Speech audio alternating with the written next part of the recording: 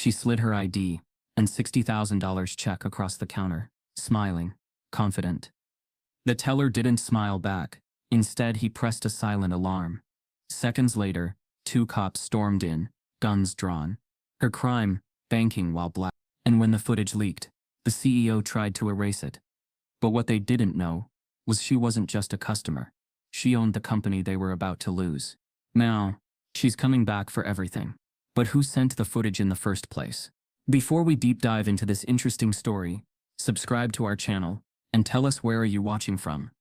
Share in the comments below. The sky was clear over downtown Atlanta, the kind of blue that felt performative, too perfect, too curated.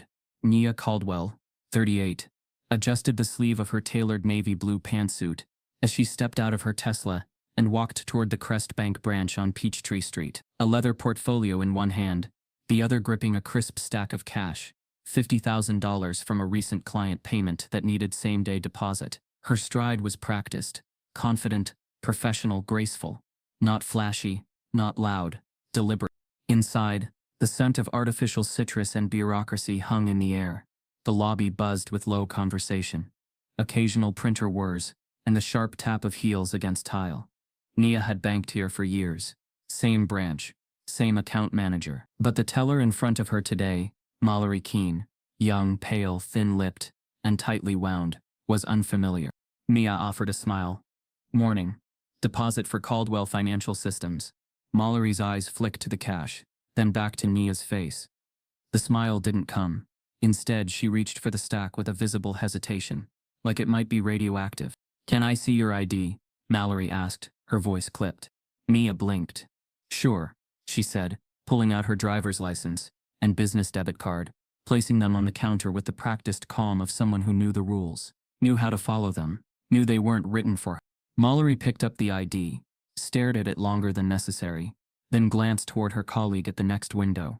A small, almost imperceptible exchange. Eyebrows raised, a subtle nod. Nia caught it. Her breath stayed steady, but her stomach turned. She'd seen this before. It was in the micro pauses. The way Mallory scanned the cash like it had crawled out of a duffel bag in a back alley. The way her tone lacked the fake warmth she gave the white man ahead of Nia, who'd deposited a much larger amount without so much as a signature. Nia leaned in slightly. "Is there a problem?" Mallory shrugged, not meeting her eyes.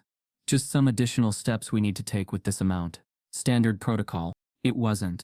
The line behind Nia was growing. She could feel the heat of their eyes.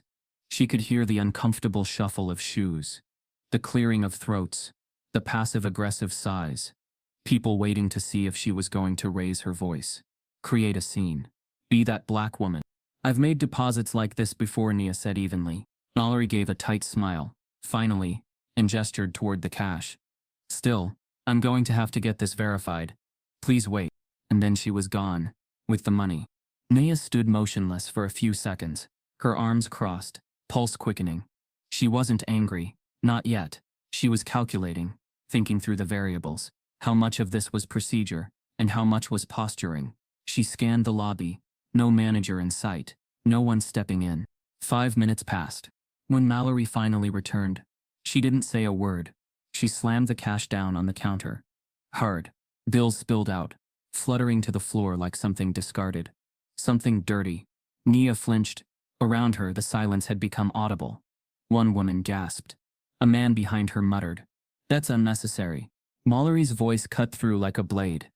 "We can't accept money we can't verify. Maybe try somewhere else." And there it was. Not a rejection of a deposit, but a rejection of presence, of legitimacy, of worth. Nia inhaled deeply, her jaw tight, but her expression didn't crack. She didn't argue. She didn't give Mallory the breakdown she clearly wanted to provoke. Instead, she knelt quietly and began picking up the fallen bills. One by one, her fingers trembled, but her posture remained tall even as she crouched. It was humiliating. It was strategic. Her phone buzzed in her pocket, but she didn't reach for it. She didn't need to, because someone else had already pulled theirs out. A bystander, recording, slowly, deliberately. From the back of the line, a whisper snuck through the thick silence. "Isn't that the woman from Tech Week?" Nia froze for a half second. Her heart caught. It had begun. Time didn't move inside the bank. Not for those few seconds when Nia knelt on the cold, impersonal floor, gathering her scattered bills like broken glass. Every movement she made was deliberate, but it still felt like surrender, and that was what cut the deepest. Her fingers shook as they gathered stacks she had earned. Not inherited, not gifted. Earned. Behind the camera phone, in aisle 2, a man held his breath as he captured the scene, Mallory's smug half-smile in the background, the way no one stepped forward, not even the branch manager who had peeked out from a glass office and quickly retreated. No one offered help. Not one employee picked up even a single bill. The room was frozen in a quiet kind of shame. The kind that wasn't loud but hung in the air like the stale scent of artificial citrus and institutional fear. Nia could feel it, not empathy, but discomfort. People weren't angry at what was happening. They were afraid of being near it. She rose slowly, collected and back upright like nothing had happened. Her face blank. Her eyes hard. She didn't say another word, just tucked the money into her portfolio, gave Mallory a long, studied look, and walked out. Not a single apology followed her. The glass doors shut behind her with a hiss. Outside, the sun still shone, almost offensively cheerful. Nia walked back to her car, a slow, purposeful pace masking the way her chest thudded beneath her blazer. She unlocked the door, slid into the driver's seat, and sat still, breathing, deep, controlled, but her hand wouldn't stop trembling on the steering wheel. She didn't cry. Couldn't. It was too dangerous to feel too much too soon. She wasn't just humiliated. She was exhausted. There was a kind of tired that didn't touch the body, but reached something deeper, something ancestral, a kind of tired that wrapped around the soul and whispered, again. She picked up her phone and called her COO, Maya Robeson, without thinking. You back already? Maya's voice came through, upbeat and unaware. Yeah, Nia replied, voice thin. I didn't make the deposit. There was a pause. What happened? Nia let out a small, humorless laugh. Apparently I look like money laundering. Maya went quiet. Nia exhaled and gave her a clipped summary of what happened. Just the facts. No anger. No color commentary. Just the who, what, where, and how. Are you okay? Maya finally asked, voice soft. I'm fine, Nia lied. I just want to forget it. But Maya didn't let it go. You shouldn't. Nia closed her eyes. Maya, this happens. Not always this loud. But this isn't new. That's why you need to say something. Nia didn't respond. Later that evening, her assistant Bree, a 26-year-old genius with sharp eyeliner and sharper instincts, showed up at Nia's condo to drop off reports, and didn't leave without a push. You're seriously just gonna let that ride? Bree said, pacing Nia's kitchen, while nibbling from a sleeve of saltines. You go viral for your product launches. Use your voice. You know how many black women are gonna see themselves in what happened to you. I'm not trying to start a war with a bank, Nia said, washing the same wine glass twice. I've got a company to protect. Bree raised an eyebrow. You protect the company by protecting the people who believe in you. And if you stay quiet, that bank gets away with making you feel like you didn't belong. And trust me, they want you to stay quiet. That lingered. Bree left with a half-sarcastic salute. Don't sleep on this, boss. This ain't just about you.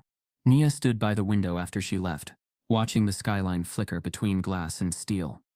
She thought about how hard she'd worked to never be the angry black woman, how often she'd smiled through disrespect, coded comments, intentional oversight. She thought of her mother, how she always said, wear excellence like armor. They still won't see it, but at least they'll feel it. At midnight, Nia opened her laptop. She logged onto LinkedIn, and she began to write. Her post was clean, composed, and full of restraint. She described what happened, entering the bank, being asked for ID, the tone, the whispers, the manager's silence, the cash on the floor. She didn't name names. She didn't rant. She didn't plead. She didn't have to.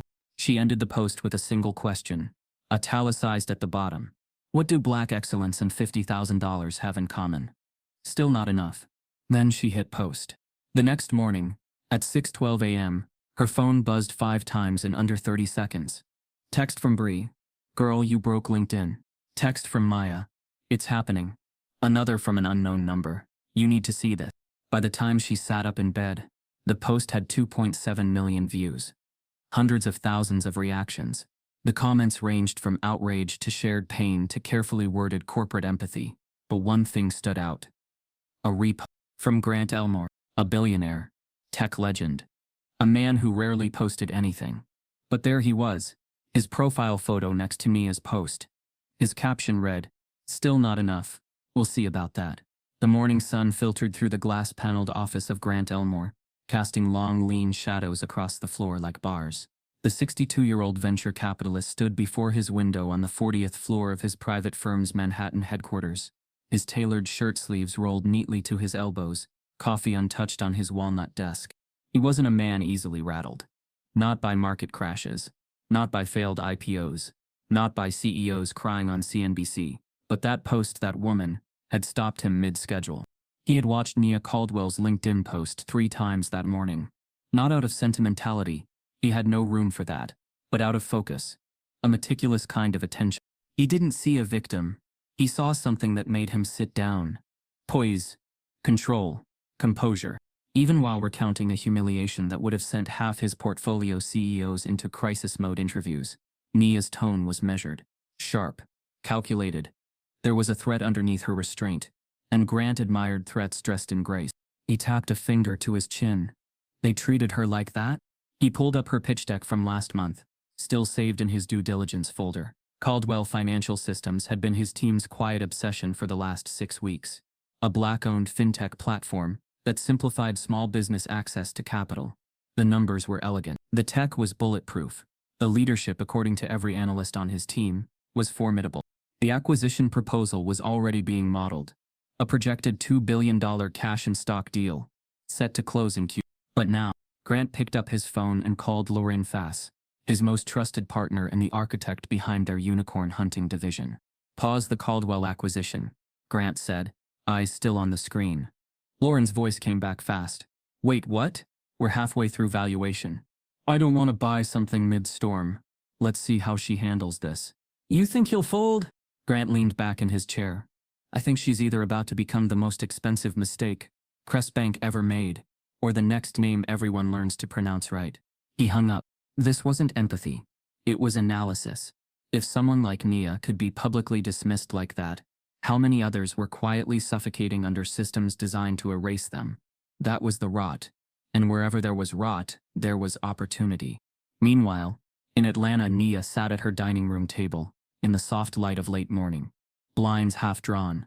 She hadn't touched her tea. Her laptop was open, but unread messages blinked red like warning flares. Notifications stacked across every platform she used. Twitter, LinkedIn, Slack. Even a flurry of emails from old colleagues she hadn't heard from in years. Her inbox was a mirror of dual realities. Hundreds of supportive messages, solidarity from strangers, colleagues, Black professionals across industries, writing paragraphs about their own moments of coded dismissal. And then the other messages. Anonymous emails telling her she was overreacting. Subject lines that said, "You people are always playing victim." One simply read, "Stay in your lane, Nia." But what made her pause wasn't a threat. It was a request. A single DM on LinkedIn. No profile photo. Username, J. Wells. "Crest Bank's got a pattern. I have files. Want them?" She stared at it. Her finger hovered over the mouse, her thoughts spinning. It could be a trap. It could be someone seeking clout. But the phrasing, it felt too precise to be random. Too quiet to be performative. She clicked back onto the message and typed 2 words. "Show me." Within minutes, a file appeared in her inbox. Encrypted. Password protected. Then a second message. "Use the name of the woman who humiliated you as the password. I'll know if you open it." Her jaw tightened. "Mallory Keene." She typed it in. The folder unlocked, and Nia's screen filled with over a dozen PDFs, dated emails, internal memos, complaint forms, and flagged customer interaction logs. Each one connected to a specific case of client misbehavior, large transaction suspicion, or uncooperative customer. The pattern was glaring. The flagged clients were nearly all Black or Latino. The internal notes were filled with euphemisms that barely concealed bias. One report listed a Black business owner as emotionally escalated, even though the complaint attached described the client as calm but firm. Another note referenced loitering tendencies for a single mother trying to open a new account. The documents weren't accusations. They were receipts. And someone inside the bank had quietly kept them. Nia's hand was trembling, but her mind had already cleared. The fear that had hovered over her since the bank incident now felt like fuel. She glanced up, her eyes catching her own reflection in the dark screen of her muted TV. Her expression wasn't hurt anymore. It was something else entirely. Resolved. Precise. Focused. At that exact moment, her phone rang. Unknown number. She didn't answer. She went back to the message window. "Where did you get these?" she typed. The reply came faster than she expected. "I worked there. I quit when I realized nothing was changing. But you might be the one they finally can't ignore." The files weren't just damning, they were surgical. Each document Jordan Wells had provided was a cut through Crestbank's pristine exterior. What looked like a simple archive of complaints and transaction logs quickly revealed itself to be a pattern, a deliberate one. Mia sat at her conference table with the blinds drawn, reading each document as if decoding a blueprint of harm. The patterns were indisputable. Black clients making large deposits were flagged for irregular behavior at nearly 3 times the rate of white clients. Words like excessive cash, heightened alert, and additional verification required appeared over and over, always beside last names like Johnson, Thomas, or Abdul. And then there were the internal emails. Supervisors coaching tellers to err on the side of caution with urban clientele. One manager writing, "We don't want to scare off good clients, but make sure you're flagging anything that feels off. You'll know it when you see it." And most chilling of all, a branch performance memo, referencing a drop in preventative flagging, following the hiring of a black assistant manager. The implication was clear. Racial bias wasn't just tolerated, it was encouraged. Naya's heart pounded, not from surprise, from recognition. Because buried in those documents was her story, in dozens of versions. She was just one frame in a reel of systemic practice. And Jordan Wells had been the one to crack the reel open. They met in person 2 days after the files were delivered. Jordan, 29, had a quiet gravity to her. She arrived at Nia's office in a denim jacket and box braids pulled into a bun, her expression steady but worn. She didn't seem like someone who enjoyed the spotlight. But she moved like someone who'd carried truth for too long. "I didn't leak this to ruin a company," Jordan said, sitting across from Nia in a chair just slightly too big for her. "I just couldn't sit in silence while this kept happening." "You were a teller?" Nia asked, her voice gentle. "Assistant branch manager. Downtown Decatur. Promoted after 2 years. Quit after 4. Nia waited. Jordan continued, slower now. "I watched people be treated like criminals, just for banking while black. People in uniforms. People with LLCs. Elderly clients depositing Social Security checks in cash. If they looked like me, we were trained to double-check everything. I was told it was anti-fraud culture, but the pattern was obvious." She paused, looking down. "I filed an internal complaint once. HR closed it within 2 weeks. After that, my hours were cut. My raises stopped, and I stopped sleeping." Mia leaned back in her chair, her mind racing. She knew what she was holding now wasn't just a receipt. It was a grenade. Her legal counsel, sitting at the end of the table, cleared his throat. "This is explosive," Nia said. Charles Pendleton, a veteran compliance lawyer with decades in corporate litigation. "If this goes public, Crestbank's exposure is significant, but so is yours." Nia nodded, eyes still on Jordan. Her board had already called an emergency meeting earlier that morning. The mood was tense. Half of them were excited. The other half were terrified. This could derail the deal with Elmore, warned Greg Tanner, her CFO. "Viral drama is good for PR until it touches the bottom line. If we release this now, the $2 billion acquisition is toast." Maya, her COO, disagreed. "If we don't say anything, we're complicit," she'd said, arms crossed. "We've been preaching financial equity for years. This is exactly the kind of truth we built this company to confront." Nia had listened quietly. She felt caught between twin truths: protect her company's future, or expose a festering injustice she could no longer unsee. She wasn't afraid for herself. She was afraid for what would be sacrificed on both sides of the decision. That night, Nia didn't sleep. She went through every document Jordan had sent, again and again. She reread her own LinkedIn post, rewatched the video footage a bystander had uploaded, now with 6.3 million views. The moment Mallory spilled the money. The way Nia knelt. The silence that followed. The next morning, at 4:52 a.m., she uploaded the files to an encrypted drive. She sent them, anonymously, to the Washington Tribune. one of the country's oldest and most respected investigative newsrooms. She included no note. The documents would speak for themselves. The headline dropped at noon. Leaked docs reveal systemic discrimination at Crest Bank. Within minutes, every major outlet picked it up. Twitter exploded. Analysts scrambled. Crest Bank issued a vague statement about prioritizing customer safety and evolving with modern equity standards. It wasn't enough. In the middle of the chaos, Nia's phone rang. Unknown number. She answered, heart racing. A deep, calm voice on the other end. Miss Caldwell, my name is Maurice Denton. I lead the Civil Rights Division at Golden Fields. We're preparing a class action. I believe you might be the missing piece. Nia said nothing for a moment. Then the voice added, we've been waiting for a spark. You just set the fire. At first, the fire was righteous. Nia watched her screen light up with messages of support. Black professionals, tired teachers, small business owners, and even celebrities reposted the Washington Tribune headline with captions like, "This happens every day, and thank you for speaking up." The power of her story surged across platforms. Her inbox flooded. Requests to speak, offers to collaborate. People moved by her courage. But it didn't last. By the third day, the tone online shifted.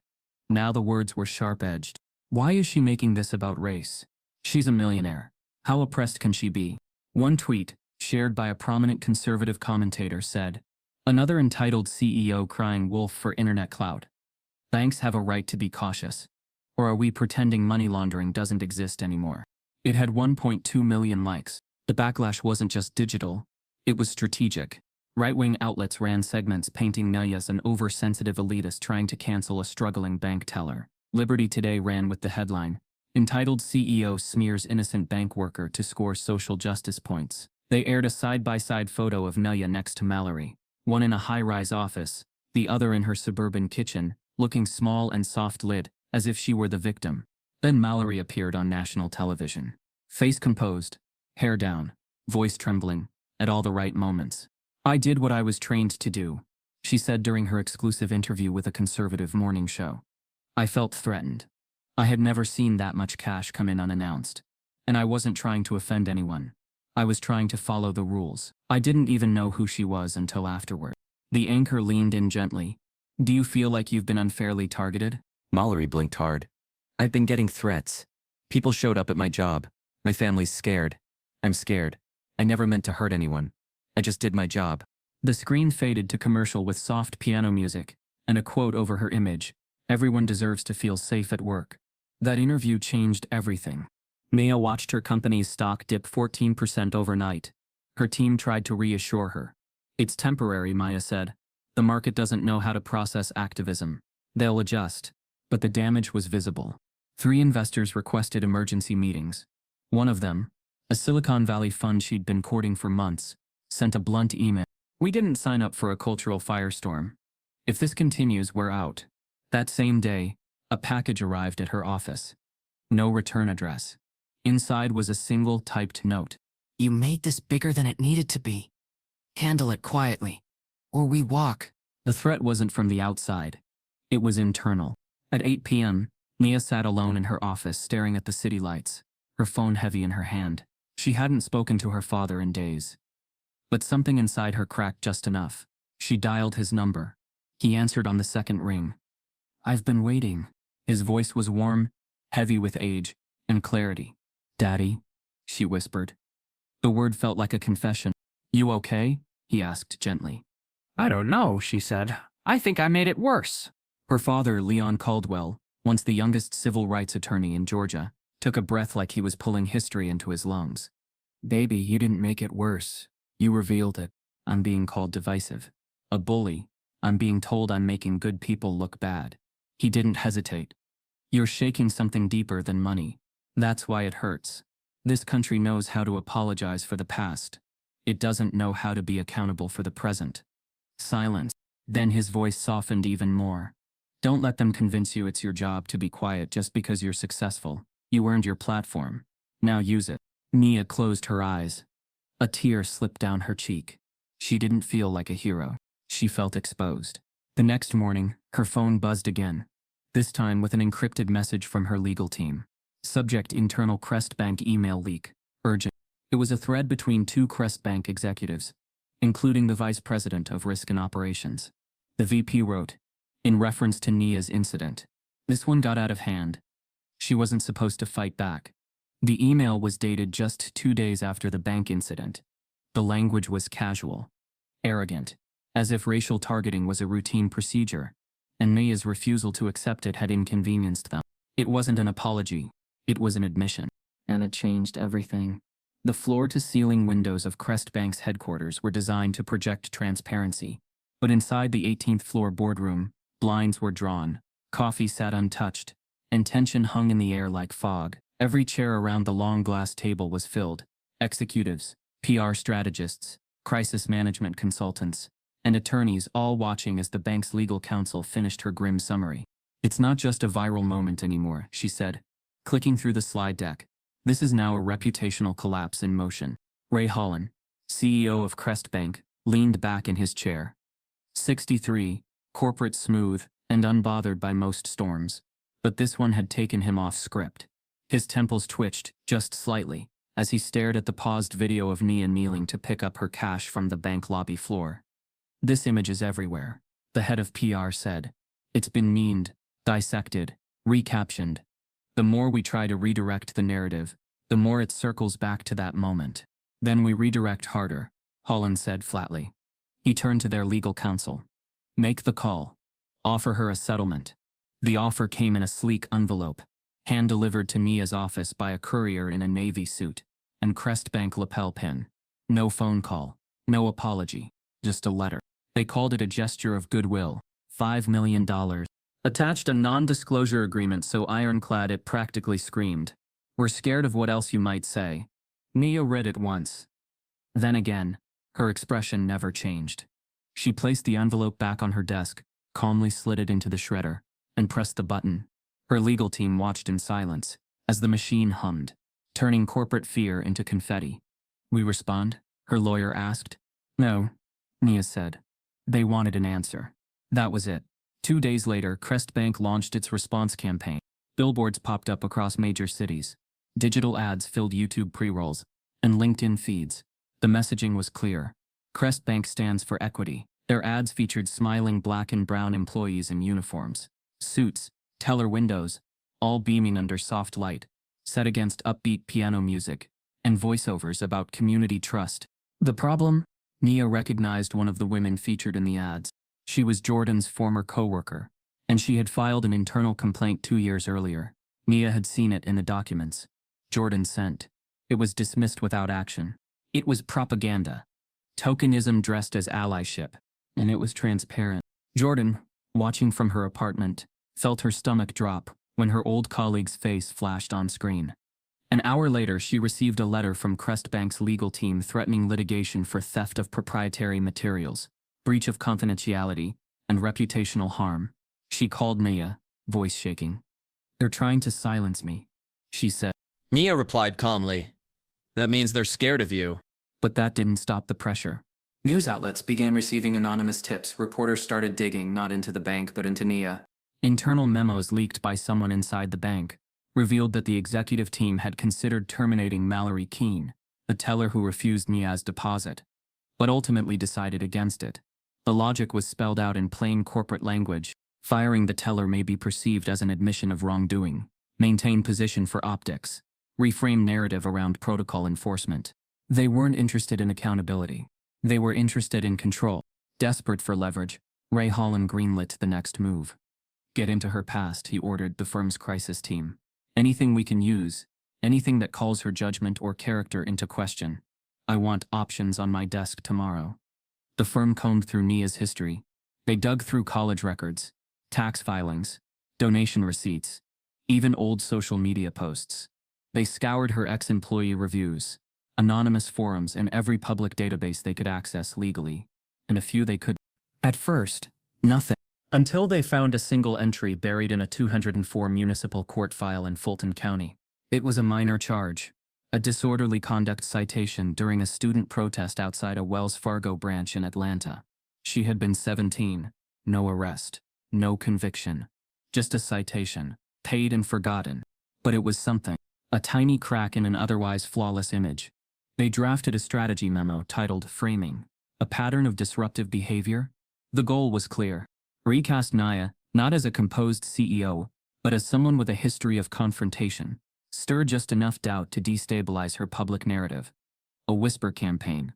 Nothing overt, just seeds. And when those seeds grew, they'd offer her another settlement.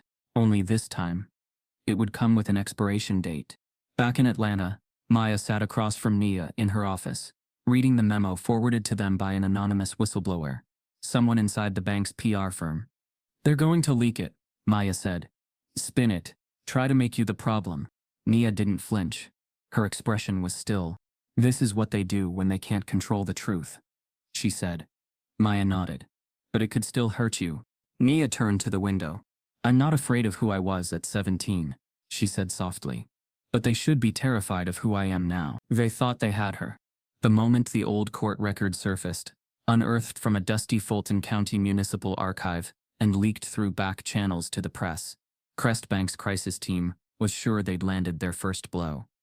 Not a knockout, but enough to stagger her, enough to The tabloid ran it first, naturally, not a major outlet, just low enough to avoid scrutiny, just salacious enough to travel. The headline screamed across timelines by 9 a.m. CEO's radical past exposed. Arrested at 17 in anti-bank protest. Underneath, a black and white mugshot. Grainy. Faint. But real. Nia Caldwell, 17 years old. Fists clenched at her sides. Eyes full of fire. She was standing in the middle of a student-led sit-in at a Wells Fargo branch during the height of the post-9/11 predatory lending crisis. Her high school teacher had taken the photo. It was meant for a yearbook spread on youth activism. Instead, the police took her name, issued a disorderly conduct citation, and warned her parents she was on the wrong path. 21 years later, that moment had been weaponized. News anchors spun the image in every direction, some framing it as concerning, others as revealing. Anonymous Twitter accounts flooded comment sections with words like agitator, instigator, militant. The same people who told her to move on from the past now clutched her teenage protest as evidence that she'd never let it go. And yet within the storm, Nia remained still. She didn't tweet. She didn't respond to press requests. She waited. Let the spin reach its peak. Then she walked into her living room one evening, hair tied back, no makeup, no lights, just her iPhone, balanced on a bookshelf, recording a single frame. She pressed record. "I was 17, she said, her voice even. "I stood in front of a bank with 5 other students, because my classmate's mother had her house taken from her after being manipulated into a loan she didn't understand. We didn't yell. We didn't threaten. We sat on the floor with signs that said, 'We deserve to be treated fair.' A security guard called the cops. They told us to leave. We didn't.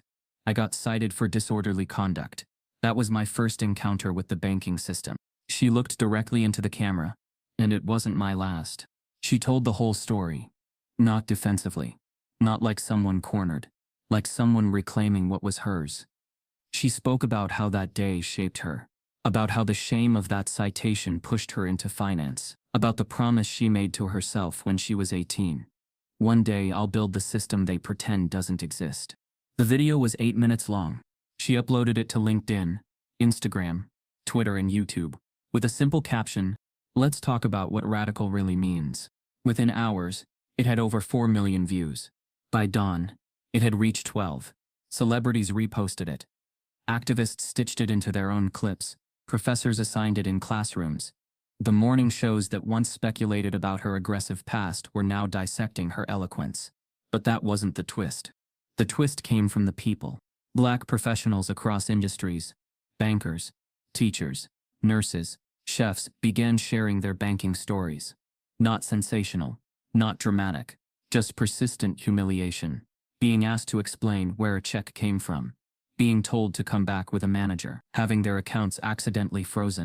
Stories flooded under the hashtag #DonBankingWhileBlack. A single dad in Detroit.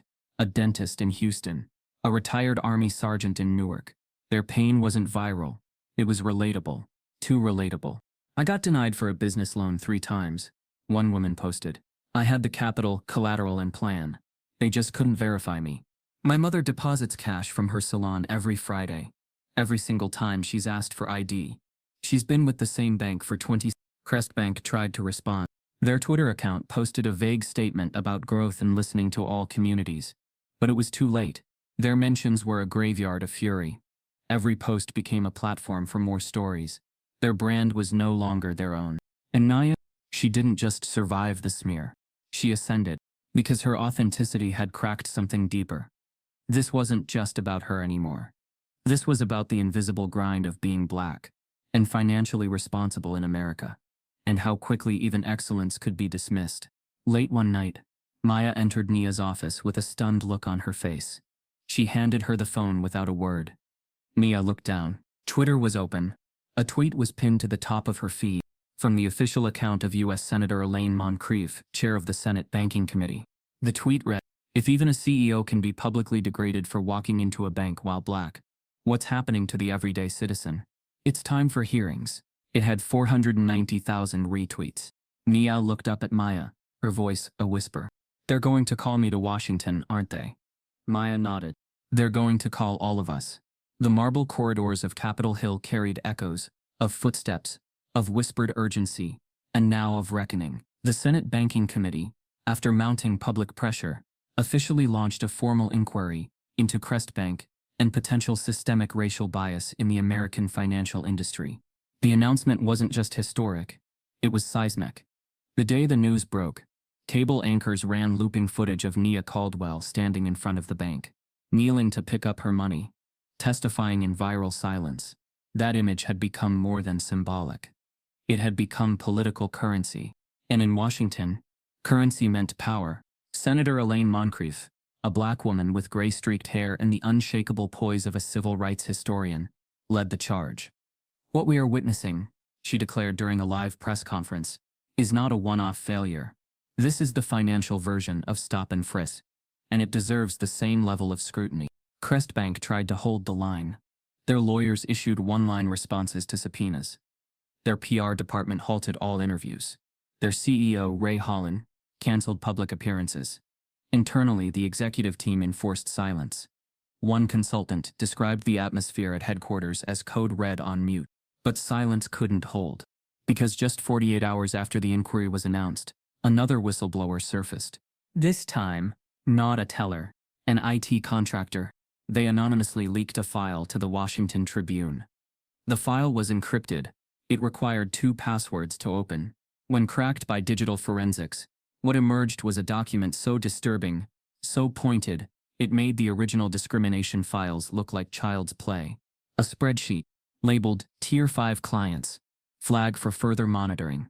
Inside, 3087 names. Occupations, account balances, notes like frequent cash deposits, inconsistent income sources, travels often to Africa, speaks with an accent, and beside each profile, an ethnicity tag. Over 70% of the clients were Black or Latino. Most had never missed a payment, never bounced a check, never triggered a fraud alert. But they had been flagged quietly, behind the scenes, as monitor-worthy. No notifications were sent to them. No wrongdoing was found. But their accounts were marked internally to require managerial review for any large transaction or withdrawal. It wasn't policy. It wasn't protocol. It was profiling, sanitized and systematized. The leak went viral instantly. Senator Moncrief called an emergency session. The headlines grew bolder. Crest Bank targeted black clients with secret watch list. Leak showed. Outside Crest Bank branches across the country, protesters gathered with signs. "Who's on the list?" and "Banking while black is not a crime." In the center of it all, Nia remained composed, but watchful. She hadn't expected it to get this far, this fast. But now, there was no retreat. The Senate Banking Committee summoned her to testify. The morning of her appearance, Nia wore a steel gray suit, understated pearls, and her natural curls tied back. She walked into the chamber without entourage or theatrics, just presence. The room was full. Cameras lined the back wall. Senators shuffled papers, clearing their throats. The buzz was thick. When her name was called, she stood. Her testimony didn't begin with a prepared statement. She began with a question. How many of you have ever walked into a room and felt, instantly, like you weren't supposed to be there? The silence was immediate.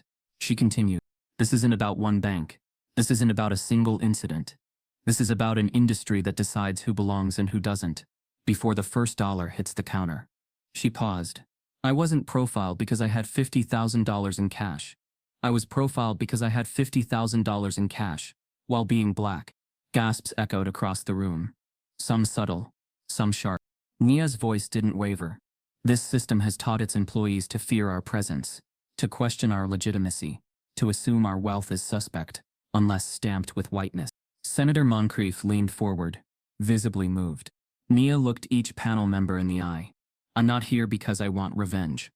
I'm here because I want reform. And I am not the only one. You've heard my story, but there are thousands more.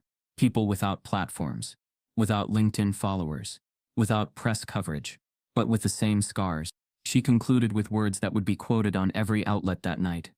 This was never about money. This is about who they believe belongs in the room. The room didn't applaud. It didn't need to. They heard her. They felt her. And across the country, so did millions. That afternoon, Nia returned to her hotel. The press was already framing her testimony as a watershed moment in financial accountability. Twitter overflowed with support. Journalists praised her measured defiance. Her inbox brimmed with requests to speak at universities, summits, boardrooms. But amidst it all, one text froze her. Unknown number. Just 2 words. Let's talk. It was from Grant Elmore, the billionaire investor who had been watching in silence since the beginning. The invitation arrived without warning. Just a text from an unlisted number. Dinner. 8 p.m. Tuesday. Elmore Estate. No press. No PR. Just clarity. No signature. It didn't need one. When Nia pulled up to Grant Elmore's secluded estate outside Greenwich, Connecticut, her car was greeted by silence and trimmed hedges that looked like they'd been combed with diamond brushes. Security waved her through without a word. A butler opened the door to a hallway lined with floor-to-ceiling portraits, past and present titans of finance. All white, all male, all staring. Dinner was already plated when she entered the glass dining room. A single oak table, no assistants, no aides, just Grant Elmore at the head, sipping scotch like someone who owned the hour. Nia, he said, rising with the polished gravity of old money. Glad you came. She nodded once, and took her seat. No smile. No need. The servers vanished behind soundless doors. He studied her for a moment before speaking. You've made quite the mess. Nia lifted her water glass, her tone calm. I didn't make the mess. I just stopped hiding it. Grant smirked. That's fair. They ate in silence for a few minutes. Grilled sea bass, wild rice, arugula, elegant restraint. Then he leaned forward, fingers steepled. You're bigger than what I wanted to buy, he said. And I don't say that often. But this storm has made you radioactive. She met his gaze. Unreadable. He continued. My partners are nervous. They think you've gone from fintech innovator to political liability.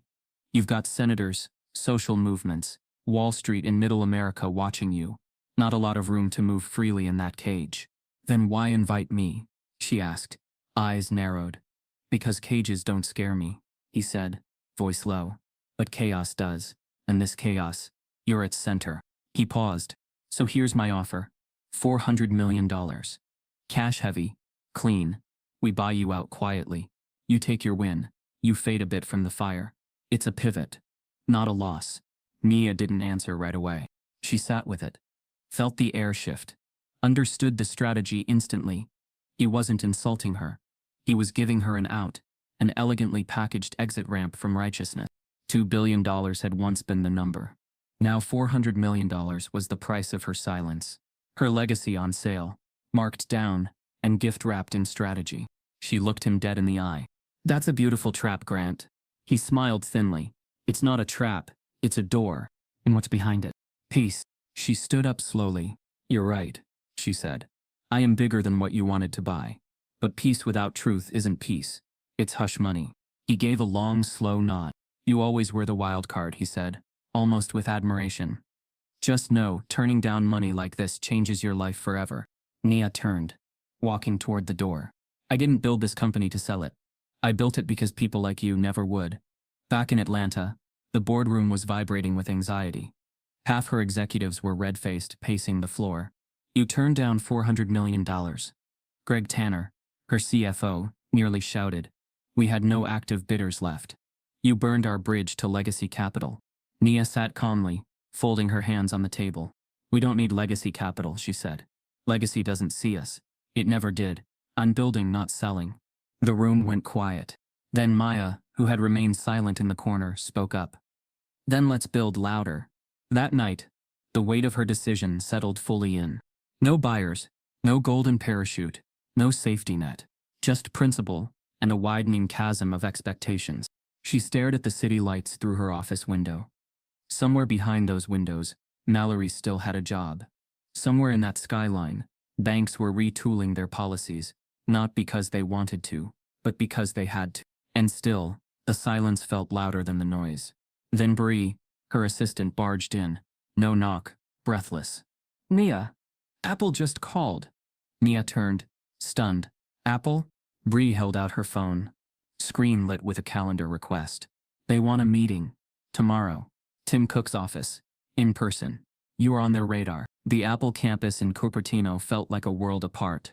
An expanse of pristine glass, soft whispers, and ideas so large they seemed to breathe on their own. When Nia stepped inside the minimalist executive wing, she didn't feel intimidated. She felt aligned. She wasn't here to prove herself. She was here to decide how loudly she would speak next. Tim Cook was already waiting in a modest meeting room. Just him and two senior executives. No entourage. No ceremony. He stood when she entered, extending a hand. Nia, he said warmly. You're changing the air around all of us. Thank you for coming. She shook his hand and took a seat across from him. Her posture mirrored his, open, calm, prepared for clarity. We've been watching closely, Tim began. Not just the testimony. Everything. The way you handled the smear campaign. The video. The way you refused to let anyone tell your story for you. I didn't do it for visibility, Nia replied. I did it because I didn't want anyone else to think silence was the price of success. Tim nodded. Exactly. He slid a folder across the table. Here's what we're proposing. Inside, a full strategic partnership. Not an acquisition. Not a merger. A collaborative fintech innovation deal between Apple and Caldwell Financial Systems, valued at $2.1 billion in future integration, development support, and equity buy-in. Apple would adopt Caldwell's lending algorithm into Apple Wallet, build infrastructure around small business financing, and fund a long-term equity initiative, all while maintaining Nia's ownership and creative control. No strings. No silence. Only scale. But before the conversation could move forward, Nia closed the folder slowly and looked up. One condition, she said, locking eyes with the most powerful tech leader on the planet. Tim leaned in, listening. I don't want this to be a whisper. If we're doing this, she said, voice steady, we spotlight financial equity in every campaign, not as a footnote, as the foundation. No gloss, no soft language. I want the world to see who this is for. Silent. Then a smile from Tim. Deal. The announcement came during a surprise Apple livestream event. The internet hadn't seen it coming. The broadcast opened with Tim Cook on a simple stage in Cupertino. We often talk about innovation in terms of hardware and software, he began. But sometimes the most radical innovation is truth, and no one has told it louder or clearer than Nia Caldwell. The screen behind him lit up with Nia's image.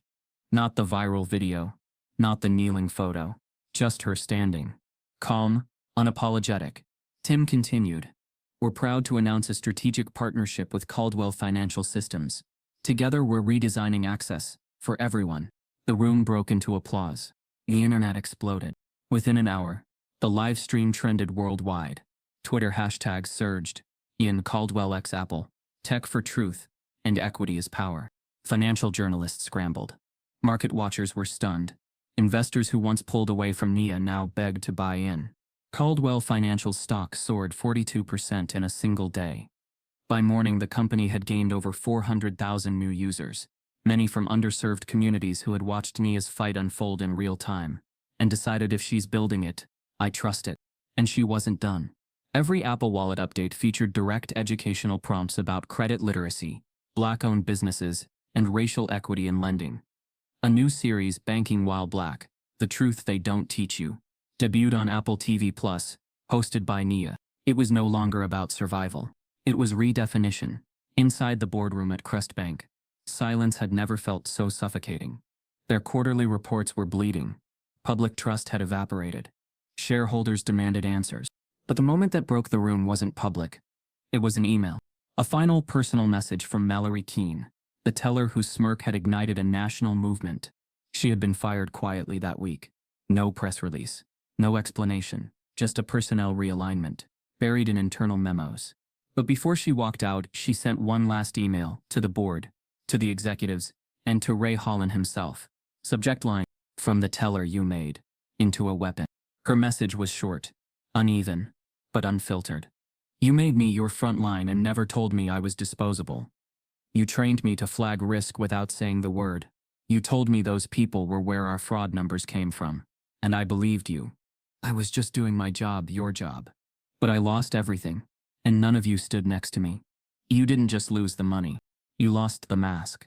Her words hit harder than any headline, and within hours, her email was leaked. It wasn't supposed to see daylight. Mallory Keene's final email, sent in bitterness, frustration, and spite, had originally circulated only within Crestbank's internal servers.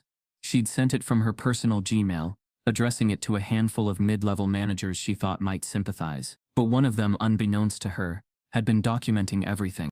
When the email leaked, it wasn't through a press outlet.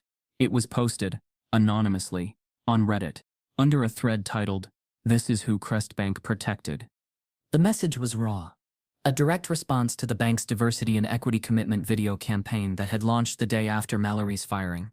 "They tossed me out like garbage to keep the black Twitter mob happy. All for that apology stunt. We all knew who the cash-heavy trash were. But suddenly we're pretending we don't. I didn't humiliate anyone. I followed instinct. I followed training. Let them kneel with their fake PR tears. I know what I saw. No one wants to say it, but I will. Some people walk into a bank and just don't look like they belong. Period." The final line wasn't just cruel. It was incriminating. In one email, she had admitted the racial bias Crestbank had denied for months, exposing not just her own prejudice, but the bank's culture of reinforcement. The thread went viral within hours. News outlets plastered screenshots across their front pages. Civil rights attorneys quoted it in emergency filings. Social media turned red hot with rage. Protesters gathered again outside Crestbank branches, holding signs with her words blown up in bold, "Cash, heavy trash." The bank couldn't contain the fallout. By noon the next day, Ray Holland, CEO of Crestbank, was forced to resign. His exit statement was generic, blaming a failure of internal oversight and expressing vague regrets, but no apology, no ownership, just corporate erosion disguised as accountability. And the damage didn't stop there. Within the week, more than 27 lawsuits were filed in federal and state courts, ranging from civil rights violations to discriminatory lending practices. Jordan Wells, the former assistant branch manager who had leaked the original documents, became the lead plaintiff in a class action suit representing over 100. Her voice, once tremulous, was now unshakable. Mallory's email wasn't a rogue opinion, Jordan said in a press conference. It was the mask slipping, and the bank knew exactly what kind of culture it was cultivating. As public trust crumbled, investors fled. Major institutional clients began pulling their accounts. Pension funds divested.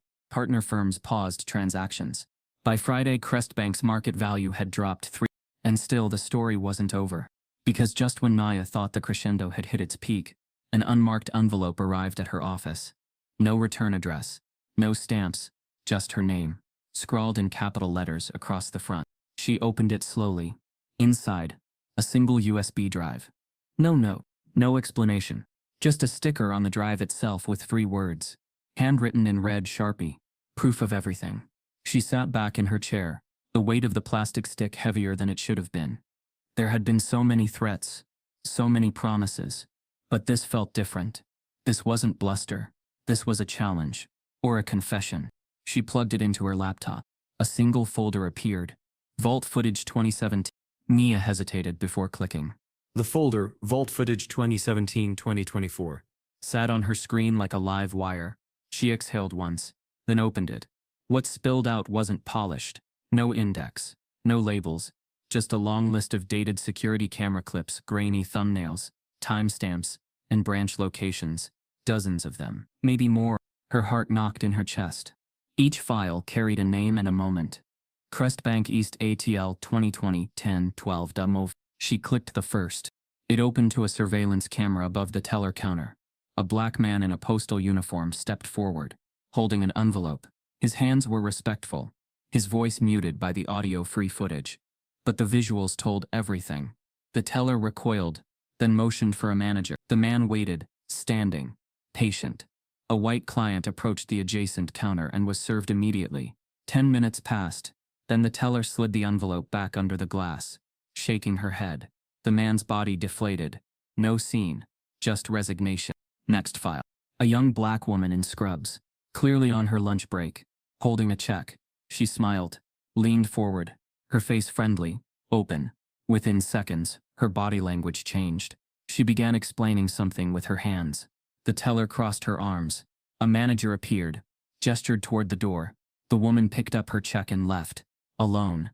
Again, Mia's fingers hovered over the mouse. File after file, the same pattern emerged. Black clients treated with suspicion. Delays. Escalations. Silent humiliations played out beneath unblinking cameras. No shouting, no fighting, just subtle rejections. A familiar ache began to build in Nia's chest. Not anger, weariness.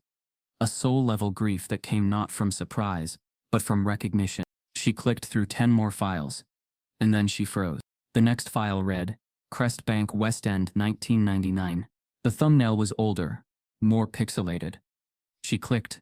The footage opened on a woman in her 40s, dressed in a pale pink suit, and holding a leather folder. She walked confidently to the counter, nodded at the teller, then handed over a few sheets of paper, a mortgage application. The teller skimmed, frowned, then stepped away.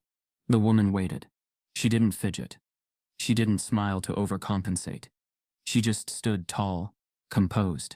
Another teller joined. Then a manager. They spoke in a group, pointed at her folder, then at her. The woman finally leaned forward, clearly asking a question. The manager shook his head. The teller crossed her arms. The woman closed her folder slowly.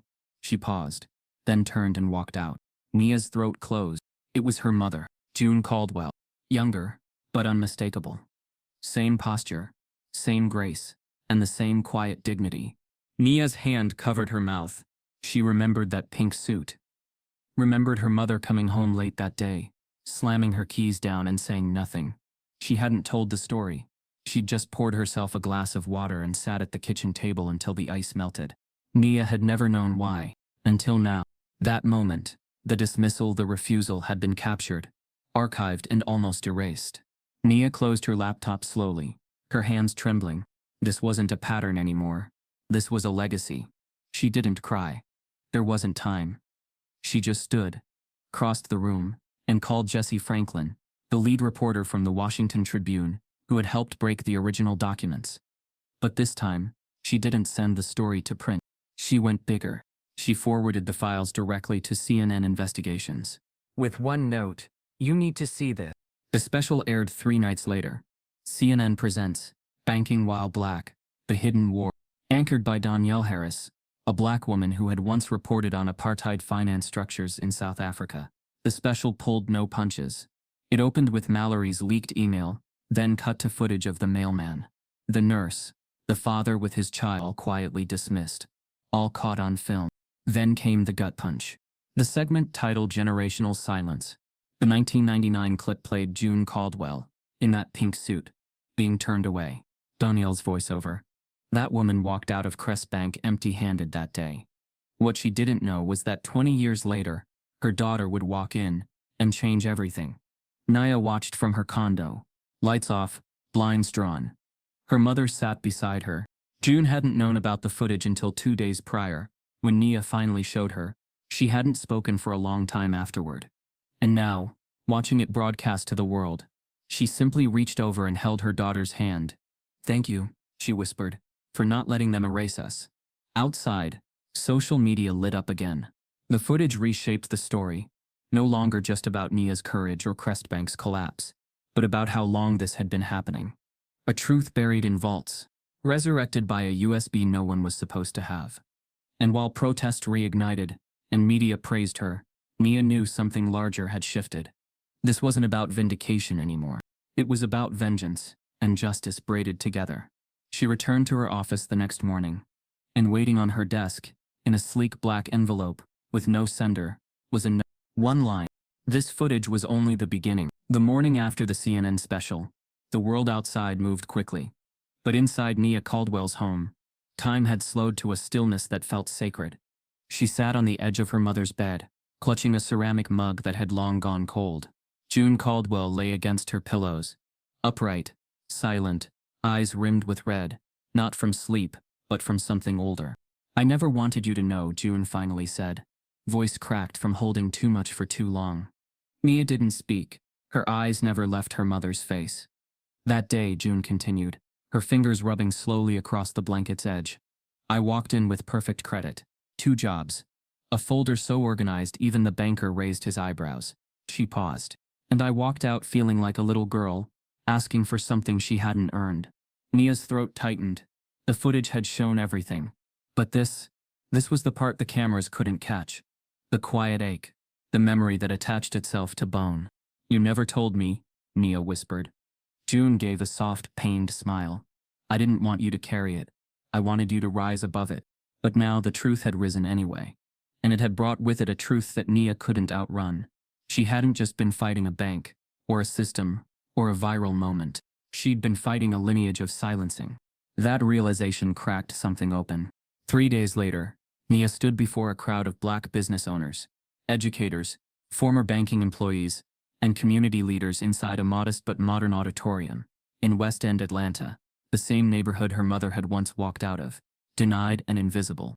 Behind her, a simple digital banner, the Caldwell Fund. She didn't wear power colors.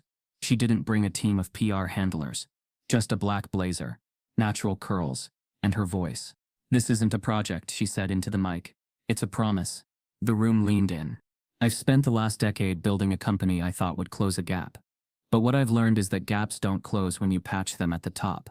They close when you lift from the foundation." She paused. "My mother never got that mortgage.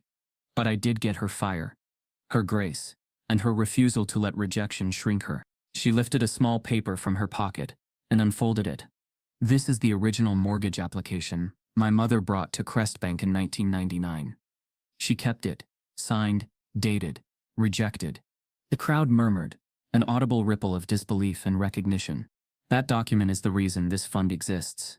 To provide capital, mentorship, and protection for Black entrepreneurs, activists, and organizers who are done asking for permission." Thunderous applause followed. And when she stepped off the stage, people didn't rush her for selfies. They thanked her. Quietly. Like someone who had broken a door open. That afternoon, the Caldwell Fund's donation portal went live. Within 3 hours it had over 14,000 individual donations, mostly small amounts. $10, $25, $100. Comments flooded in. "For my mother, who was denied a business loan for my brother, who had to switch banks 4 times. For the day I walked in and was told, 'We don't open accounts for folks like you.'" But amidst the flood of grassroots energy, one transaction stood out. It arrived via direct bank wire, flagged immediately by the foundation's finance officer. $10,000. Sender Elmore Strategic Holdings. Accompanying message: "Some offers are worth rethinking. This one's no strings attached. Use it to make sure no one gets turned away again." When Nia saw the notification, her heart didn't leap. It paused. She knew Grant Elmore didn't do charity. He made investments, calculated moves with high returns. And yet, this time, there was no follow-up call. No press release. Just quiet capital. The kind that usually came with a catch. But didn't this time. Or did it? She wasn't sure yet. But she was sure of this. A man who once tried to buy her silence had now funded her rebellion. And the irony was too sharp to ignore. She picked up her phone and typed a message to Maya. "We just got a $10 million donation. From Grant. You believe in redemption?" Maya replied instantly. "Only when it's expensive." The Caldwell Fund launched its first initiative the next morning. A microloan program aimed at Black women with early-stage businesses in finance, tech, and community housing. Applications were reviewed by a panel of Black economists, former bankers, and activists. No credit score gatekeeping. No biased algorithms. Just business plans, grit, and vision. The tagline read, "We don't ask where you've been. We ask what you're building." And as the foundation's story spread on NPR, on tech blogs, even in schools, Nia knew something had shifted. She wasn't a CEO anymore. She was a legacy builder. But even legacies can be challenged. That evening, as she reviewed new grant applications in her office, a call came through from an unknown number. The voice on the other end was calm, measured. Male. "You don't know me," he said, "but I used to sit on Crest Bank's ethics board." Nia sat up straighter. "I have something to give you," he said, "and it'll make everything you've done so far look like the prologue. The end didn't come all at once. It arrived slowly, like water wearing away stone." At first, Crest Bank tried to maintain appearances. The billboards stayed up. The diversity statements lingered on their website. But behind the scenes, everything was crumbling. Clients walked away in waves. Lawsuits multiplied, and every attempted pivot only highlighted their paralysis. Then came the final blow. A federal investigation, triggered by the leaked footage and internal documents, named 4 senior executives in a grand jury indictment. Charges ranged from systemic discrimination in lending practices to destruction of evidence and fraudulent internal compliance reports. 2 of them were escorted from their homes in handcuffs. The rest quietly resigned, issuing pre-written statements of regret and transition. The stock flatlined. By the end of Q2, Crest Bank had lost over 63% of its value. That's when the quiet buyers moved in. The acquisition didn't make splashy headlines at first. No flashy takeover. No celebratory press conference. Just a discreet filing with the Federal Reserve. And a single headline in American Banker.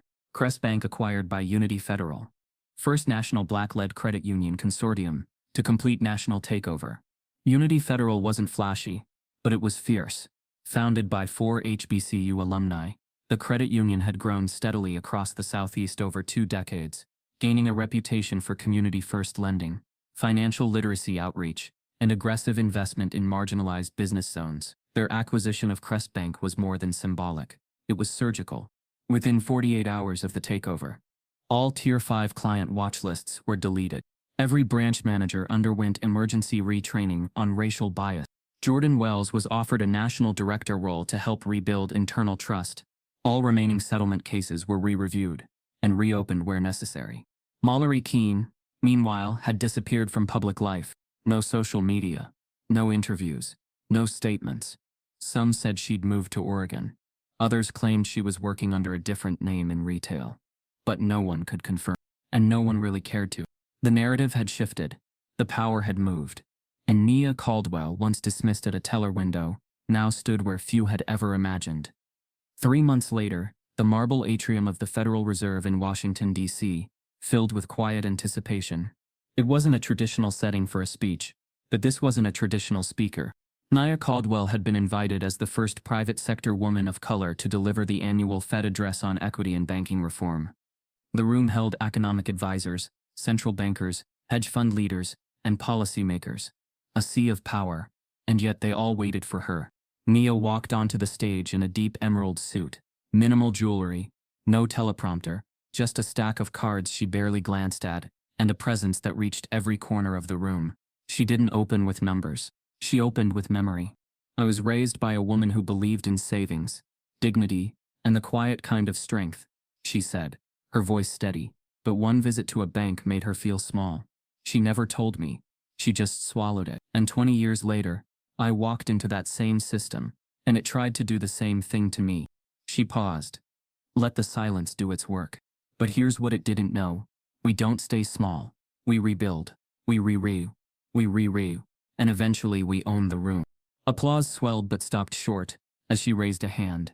"This isn't a victory speech," she said. "This is a warning and a vision."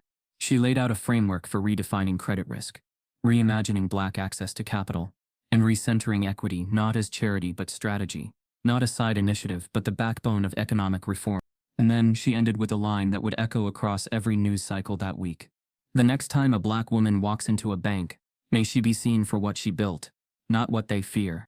The standing ovation wasn't polite. It was thunderous. Back in Atlanta, months later, a new chapter quietly opened. At 8:52 a.m., a freshly hired CEO of Unity Federal, a Black woman in her mid-50s named Veronica Sloan, stepped through the sliding glass doors of the very same Crest Bank branch where Nia's ordeal had begun. The floors had been polished, the walls repainted in deeper earth tones. The token diversity posters were gone. replaced now by actual framed portraits. Black inventors, local entrepreneurs, historical figures of economic change. Veronica wore a crisp navy coat and carried no security detail. Employees noticed her presence but didn't hover. She walked slowly past the teller counters, where new hires had replaced nearly every face. And then she paused at the very window where Nia had once stood, humiliated in silence. Now it was empty. Just a chair, a clean desk, and a screensaver, looping through financial literacy tips for first-time homeowners. A junior employee stepped up behind her, unsure. "Ma'am, would you like a tour?" Veronica turned, her eyes warm but firm. "No," she said. "I just wanted to see it for myself, to remember how far we had to come." She glanced back once, and this time, there was no tension, no whisper, no false smile, just silence and respect. The air was different this time. It wasn't just the scent of fresh paint or the sound of new light fixtures humming softly from the ceiling. It was in the pacing of the footsteps. The rhythm of voices no longer hushed. It was in the absence of side eyes, of suspicion, of fear. Exactly 1 year to the day after she'd been humiliated in the center of that marble-tiled lobby, Nia Caldwell stepped through the glass doors of what had once been the downtown Crestbank branch. But this time she wasn't holding a stack of bills. She was holding the deed. The building was hers now. Not as a corporate asset, not for profit, not for optics, but as the headquarters for the Caldwell Center for Financial Equity and Education, a place where Black youth could learn the mechanics of money, the language of power, and how to build futures that couldn't be denied at a window. The staff, all locally hired, majority Black and brown, greeted her with respect, not reverence. They had seen the video, they had lived their own quieter versions of her story, and now, they were helping rewrite it. Nia paused near the lobby's center, where a teller counter had once stood, where Mallory Keene had coldly scattered her legitimacy onto the floor, one bill at a time. That counter was gone now. In its place stood a curved welcome desk. Behind it, a living wall of Black excellence, 40 framed portraits, stretching across the brick, softly lit, entrepreneurs, activists, economists, elders. In the center, surrounded by a brushed gold frame, June Caldwell, mid-40s, in her pink suit, smiling as if she knew something the world hadn't figured out yet. Nia stepped closer to her mother's photo, heart tugging at the memory of what she'd uncovered, the footage, the silence, the pain. She had cried that night, not just because her mother had been rejected, but because she'd never even been told. June had buried that humiliation beneath years of grace, hoping Nia would never have to feel it herself. But she had. And now, because she had, thousands of others wouldn't. A voice echoed softly from behind her. It was Bree, her assistant turned foundation director. Group from Douglas High just arrived. They're here for the Credit is Power seminar. Nia turned and smiled. Bring them in. A group of about 20 Black teens filed in, some with arms crossed, others wide-eyed, their phones already filming. Most of them had never stepped foot in a bank lobby without a parent. A few had never even been inside one before. But here, they weren't clients. They were students, heirs, builders in training. Ree began walking them through the space. The co-op learning center, the mock lending lab, the wall of denied patents by Black inventors, the reverse timeline of redlining history that wrapped around the back hallway. Nia watched them from a distance. Every laugh, every nod, every question. And she thought of what could have been lost. If she had walked out that day and said nothing. If she had taken the $5 million. If she had believed Mallory's face was the end of the chain, and not the tip of the rope. This building would still be a bank. Still denying. Still diminishing. Instead, it was a sanctuary of strategy. That evening, after the students had gone and the doors had locked, Nia stood alone in the lobby, fingers trailing the edges of the photo frames. She didn't cry. She breathed, long and full. Then, a subtle chime came from her phone. A message, from a reporter she hadn't heard from in months. Subject line, 1 year later retrospective. Final quote. She thought for a moment, then opened her voice recorder. And in the stillness of the transformed lobby, her voice steady and unwavering, filled the room. They tried to make me kneel, so I built the throne instead. She pressed send, but as she slipped her phone into her coat pocket, she turned back toward the window. Outside, across the street, a woman stood watching. Older, white, familiar face beneath a low hood. Mallory Keene, Nia didn't flinch. Mallory didn't wave. She stood for a few more seconds, then turned and walked into the night. No words exchanged, no closure offered, but none needed. Nia returned her gaze to the portrait wall, then walked slowly toward the back hallway, where a quote had just been stenciled on the concrete in bold black lettering. A final imprint. A full-circle reflection. If a single teller can cost a bank $2 billion, imagine what one belief can build. No one should have to prove their worth, just to be treated with basic dignity. Not in a bank. Not in a boardroom. Not anywhere. If you've ever felt invisible in a place you earned your way in,